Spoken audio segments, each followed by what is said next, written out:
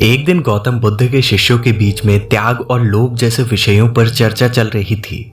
बहुत समय बीतने पर भी शिष्य किसी निर्णय पर नहीं पहुंचे तो सभी मिलकर गौतम बुद्ध के पास पहुंचे। बुद्ध उनकी समस्या का समाधान करते हुए बोले, किसी नगर में एक सेठ रहता था। उसके पास बहुत धन था।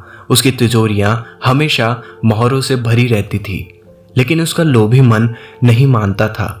जैसे जैसे धन बढ़ता जाता था उसकी लालसा भी बढ़ती जाती थी। सेठ बहुत ही कंजूस था, कभी किसी को एक कौड़ी भी नहीं देता था। यदि कोई मदद के लिए उसके आगे हाथ फैलाता तो वो उसे धुतकार देता। संयोग से एक दिन उसके यहाँ एक साधु आया। उसे देखकर अचानक सेठ के मन में न जाने क्या सूझा कि उसने एक पैसा निकाला और झोली में डाल दिया। साधु चला गया, लेकिन सेठ के आश्चर्य का ठिकाना न रहा जब उसने देखा कि उसे शाम तक एक मोहर प्राप्त हो गई है। पैसे के बदले मोहर, वाह! वो खुशी के कारण कूदने लगा, परंतु थोड़ी ही देर में उसकी खुशी काफुर हो गई। उसके भीतर से न जाने कोई कह रहा था, ओ मूर्ख, तूने साधु को एक पैसा ही क्यों दिया? यदि एक मोहर दी होती तो न जाने तू आज कितना मालामाल हो जाता। ऐसा विचार आते ही सेठ ने अपने आप को धिक्कारा। हाँ, सचमुच मैं बहुत ही ज्यादा मूर्ख हूं।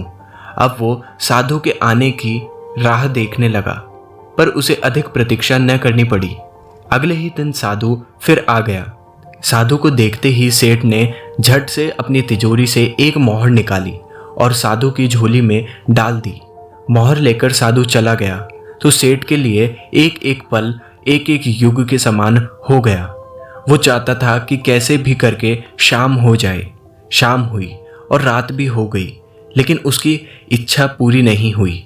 मोहर मिलना तो दूर, हाथ में आई मोहर भी चली गई। वो सिर पकड़कर बैठ गया। तभी आकाशवाणी हुई, सेठ याद रख, त्याग फलता है, लोभ छलता है। कथा सुनकर शिष्य त्याग और लोभ का महत्व जान गए। दोस्तों, इस कहानी से हमें सबसे बड़ी सीख ये मिलती है कि आप जैसे कर्म करते हो आपको फल वैसा ही मिलता है। इसलिए हमेशा अच्छे कर्म कीजिए और निस्वार्थ भाव से लोगों की समस्याओं का हल कीजिए, उनकी मदद कीजिए। मैं मिलूंगा आपसे अगले वीडियो में। तब तक के लिए जय हिंद, जय भारत।